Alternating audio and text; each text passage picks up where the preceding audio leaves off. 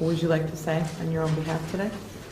Your Honor, I would just like to address the victims and the victims' family and let you guys know how horrible I feel about, all the pain and sorrow. And there's so much regret, I have, but, I can't change the past. Just looking for the future, I just want you guys to know that I pray for each and every one of you and your families every day for the strength and endurance and hope that you guys, can forgive and, everything you guys went through make you stronger people, and hopefully I can, maybe get back to the community, even though this is over. I just want you guys to know how bad I feel about everything that's happened to you. Right out of the gate, this sounds like a textbook remorse statement. Regret, prayers, acknowledgement of pain. But here's the tension building beneath the surface. Remorse only lands if it's paired with accountability. In sentencing hearings, judges aren't just listening for emotion, they're listening for ownership. And the moment he says he can't change the past, the real question becomes, is he about to fully accept it, or is there a but coming? Because in court, one word can completely shift the weight of a statement. I know that your life will change forever, but mine will be too. So why then have the wherewithal at the scene, Mr. Pollack, to blame somebody else for what happened? Your Honor, I will still maintain my innocence as not being the driver in this case and continue to maintain my innocence. I feel bad, deeply sorry to all the victims and their injuries, but I would still like to maintain my innocence throughout all of this, Your Honor. I mean, I saw the tape, right? I mean, I literally, I saw you getting out from the driver's side of that. I watched it probably 10 times, right, over and over. This is what you want to say. So you want to say that you're sorry to these people, but you're still maintaining that you were not the driver. And there it is. This is the legal tightrope.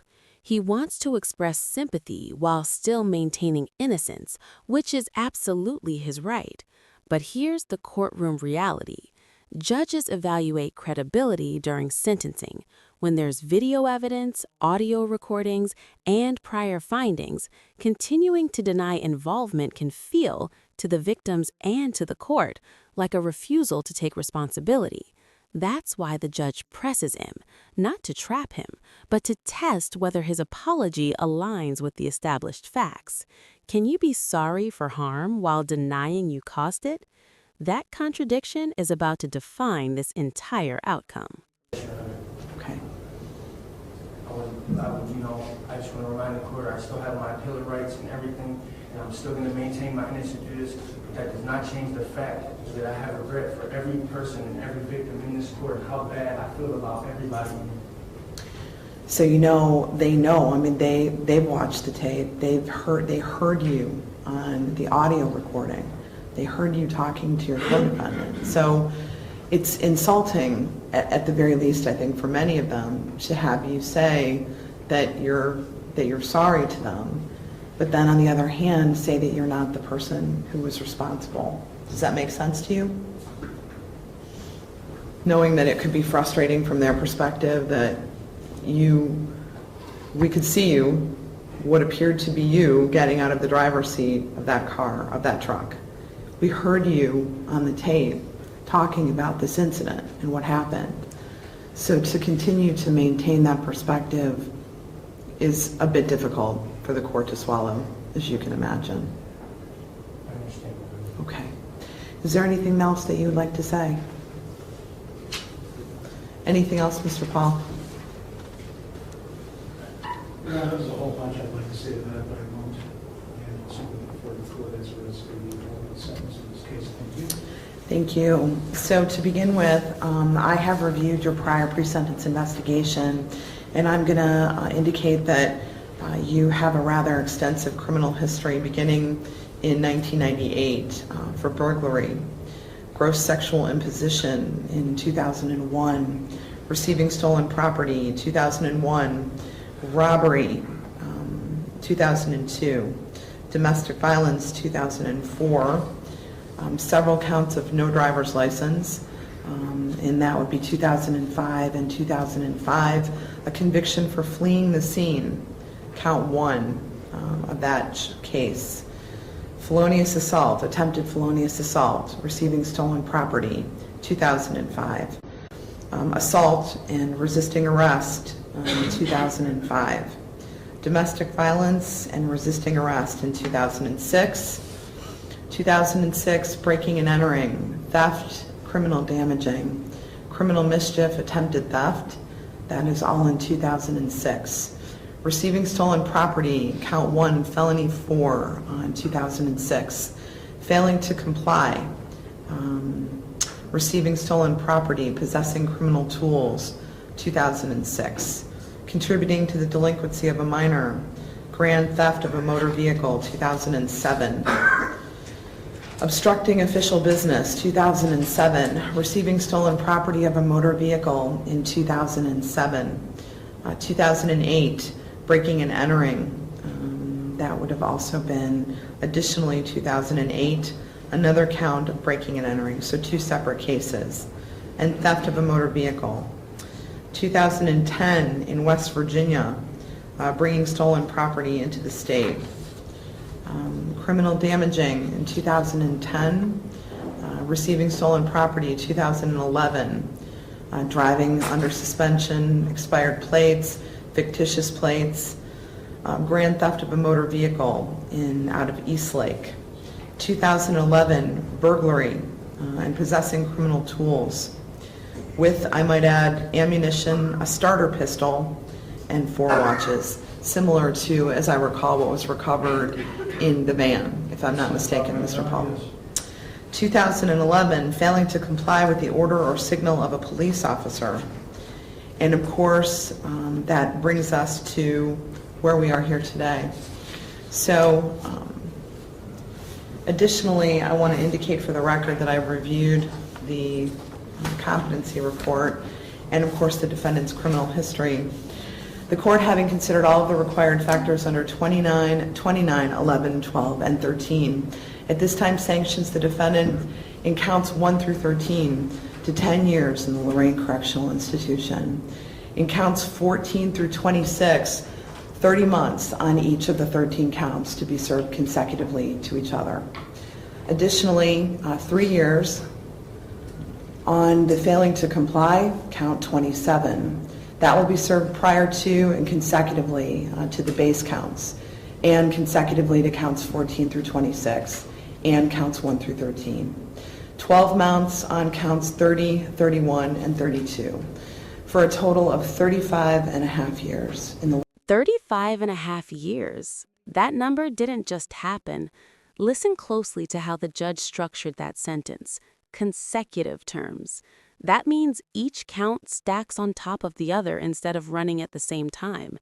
And courts only impose consecutive sentences when they make very specific legal findings, protecting the public, punishing the offender, and recognizing harm so great that a single term wouldn't reflect the seriousness. Translation: the court believes this wasn't just a mistake, it was a pattern, a danger, and a breaking point. This is the moment where accountability becomes permanent. Lorraine Correctional Institution. I'm going to give you credit for 243 days that you've served. Mr. Pollack, I'm going to remind you that you face 5 mandatory years of post-release control, which means the parole board will supervise you for 5 years, and they can send you back to prison for up to half of any sentence that I've given to you if you violate any of their rules or regulations. The court imposes prison terms consecutively, finding that consecutive service is necessary to protect the public from future crime and to punish this defendant, and that consecutive sentences are not disproportionate to the seriousness of this defendant's conduct and to the danger that you pose to the public, and that at least 2 of the multiple offenses were committed in this case as part of 1 or more courses of conduct, and that the harm that you caused was so great and so unusual that no single prison term for any of these offenses committed as part of any course of conduct would adequately reflect the seriousness of this conduct. Mr. Pollack, I agree with Mr. Paul in the sense that 2011 failing to comply was something that the court took very seriously as I reviewed this case. Police chases are by far the most dangerous thing that the police officers encounter.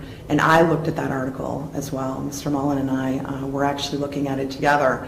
I had it in the back of my chambers when I was preparing for this case. One of the things that I realized is that as I was reviewing it, what you did that day was what every police officer instinctively is trained to review. They don't know who's in the car. They don't know what's in the car. And when you run, and when you ran that day, you could have been Ted Bundy. They don't know that. They don't know what they're going to find. What they know, however, is that you're not complying. And you have created and caused havoc in our society. You have hurt these people so tremendously that you've changed the course of hundreds of people's lives as a result of what you did that day. Drivers like yourself don't care about the safety of other people. What they care about is themselves, and that's what you cared about that night. And so you ultimately leave the responsibility of protecting the public on the roadway to the police officers that have to make spot decisions, like knowing that you created an accident the last time that you fled. We are so lucky that a family of 5 is not dead as a result of what happened. Had you entered Dover Center that night, you could have killed people. You could have killed any one of these people easily, and you almost killed 4 of them as a result of what happened. Your actions were absolutely irresponsible, and you were a menace to society. And at this point, I'm so incredibly disappointed that you have not taken responsibility for your actions and that you are maintaining, of course, the fact that there was another driver when we literally could clearly see that there was not another driver. We had a videotape and your words that we listened to in this courtroom. So I'm convinced at this point that you need to be taken off the streets. I'm afraid that you will kill people in the future. And I'm going to say to you at this point, you were remanded and you were ordered transported to Lorraine. I'm giving you credit for the time that you've served, and you have 30 days in which to perfect an appeal in this case. I'll order a transcript at state expense, and I will appoint appellate counsel for you. Good luck. Thank you, Your Honor. You have